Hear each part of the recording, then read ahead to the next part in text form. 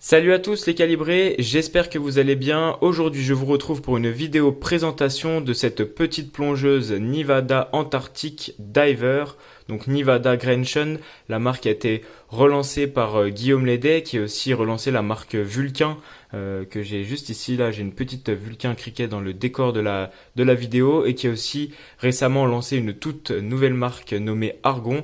Et donc ici on a une vraie plongeuse néo-vintage inspirée du coup de la toute première montre de plongée de la marque Nivada, vous l'imaginez. Donc on a la première chose qu'on remarque en fait finalement c'est d'abord la taille de cette Antarctic Diver parce qu'elle a un diamètre de 38 mm et une épaisseur de 12,9 mm, donc elle a vraiment des proportions très très contenues.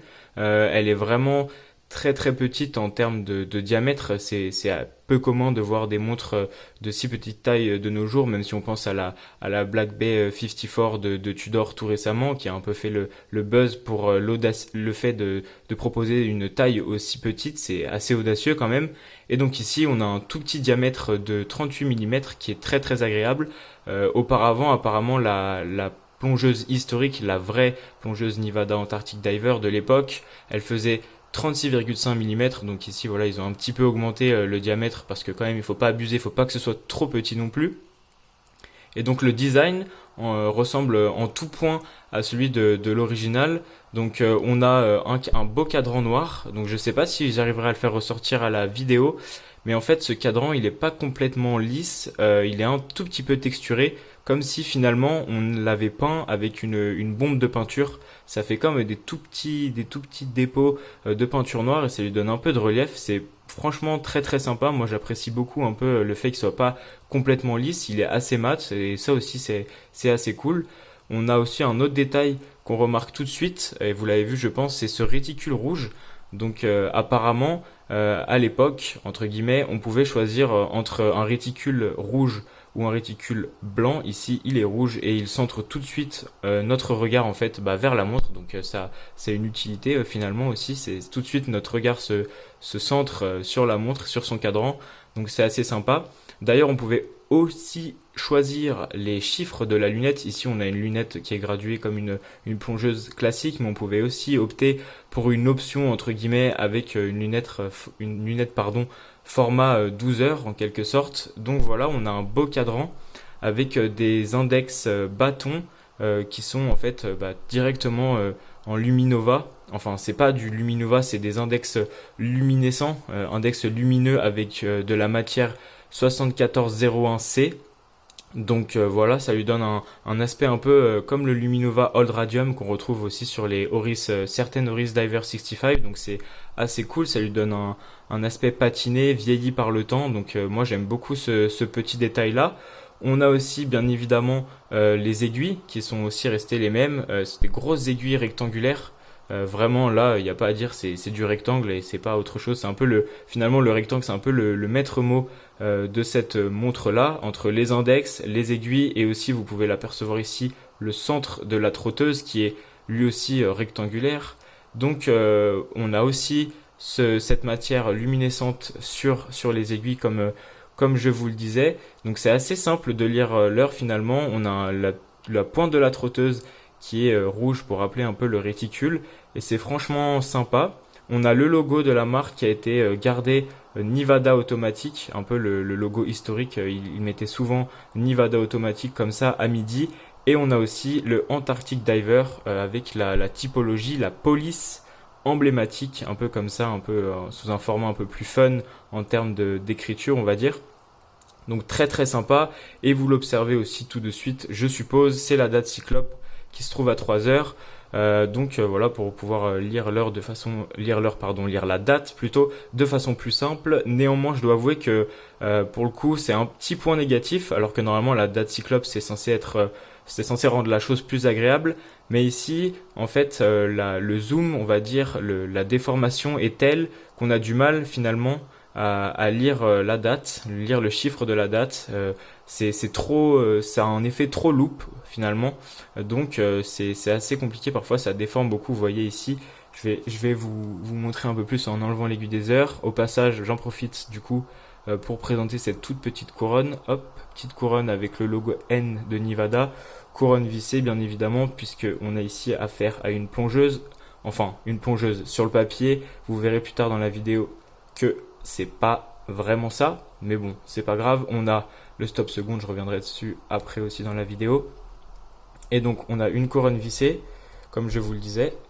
Et donc vous voyez ici le petit bémol, on va dire, avec la date qui est vraiment grossie, mais de façon très forte, et ça déforme un peu finalement, et ça rend un peu la lecture de la date moins simple qu'avec d'autres dates cyclopes. Mais bon, ça c'est un petit détail.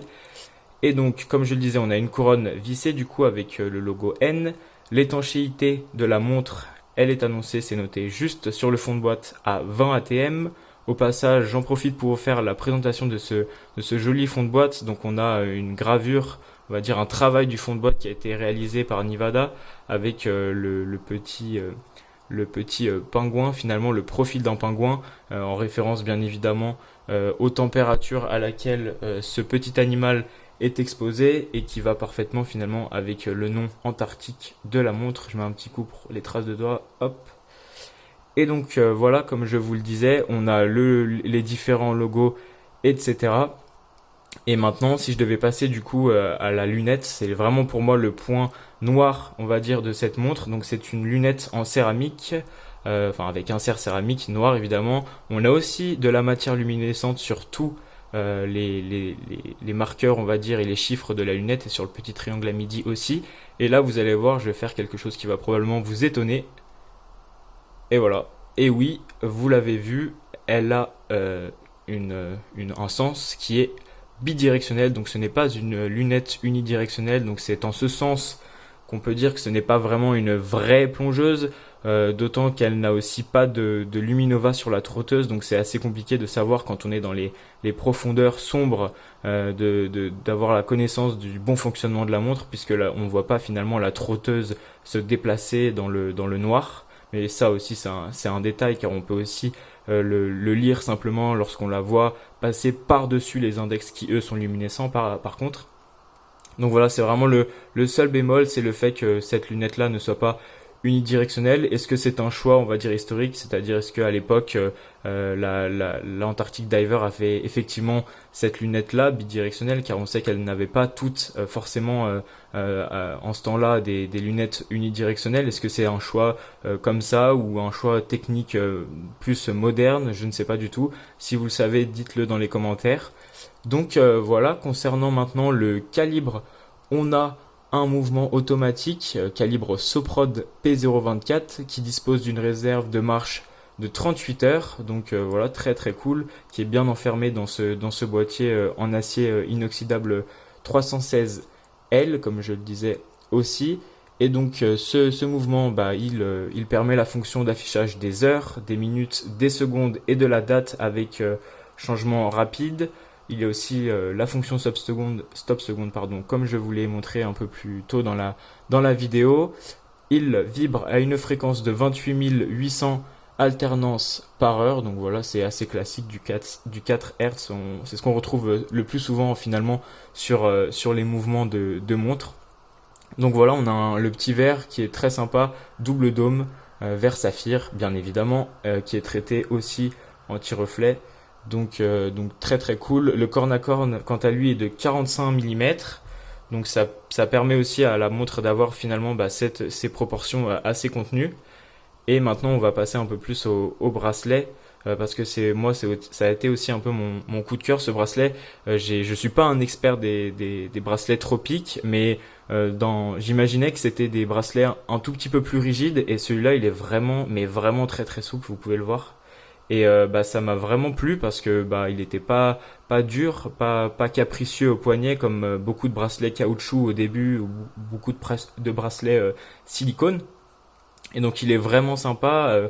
On respire, le bras respire bien lorsqu'on porte la montre. On a des pompes de changement rapide, donc ça aussi c'est très très très très cool.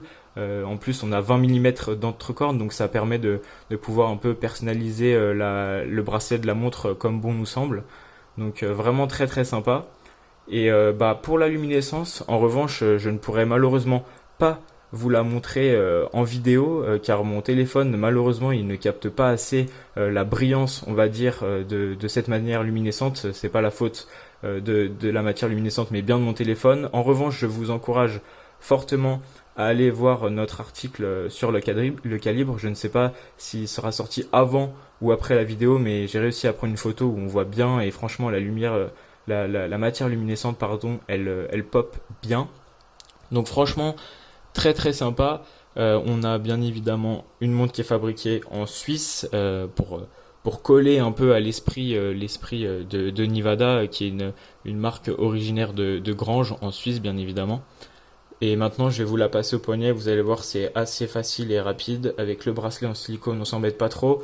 On a une boucle Ardillon avec le petit logo N de Nivada dessus, comme sur la couronne de la montre. Et finalement, au poignet, sans surprise, ça passe très très bien. Moi, j'ai un poignet de 16 cm de circonférence. Donc franchement, rien à redire au niveau de proportion. Moi, j'adore. Elle est très confortable. Elle est très légère aussi. Donc un vrai bon point. Et puis le bracelet, honnêtement, c'est vraiment très très très cool d'avoir ce type de bracelet sur une plongeuse pour l'été. C'est très bien. Donc rien à redire là-dessus. Maintenant, concernant le prix, du coup, le prix de cette montre, donc elle était affichée sur le site de Nivada à un prix de 900 $, sans compter les éventuels frais, taxes, etc. Elle est, à l'heure où je tourne cette vidéo, elle est sold out, donc en rupture de stock sur le site de Nivada, mais peut-être que vous pourrez la trouver ailleurs chez d'autres vendeurs, ou alors d'occasion sur le marché gris. Donc voilà, c'est une très belle montre. On vous mettra toutes les informations dont vous pouvez avoir besoin en plus de cette vidéo dans la description de cette dernière. Donc voilà, n'hésitez pas à aller faire un tour, on vous mettra d'autres infos. Et voilà, et n'hésitez pas aussi à nous dire ce que vous avez pensé de cette jolie petite Nivada Antarctic Diver, si elle vous plaît. Est-ce que vous pourriez éventuellement craquer pour une petite plongeuse néo-vintage comme ça? Et moi, je vous dis à la prochaine pour une nouvelle présentation.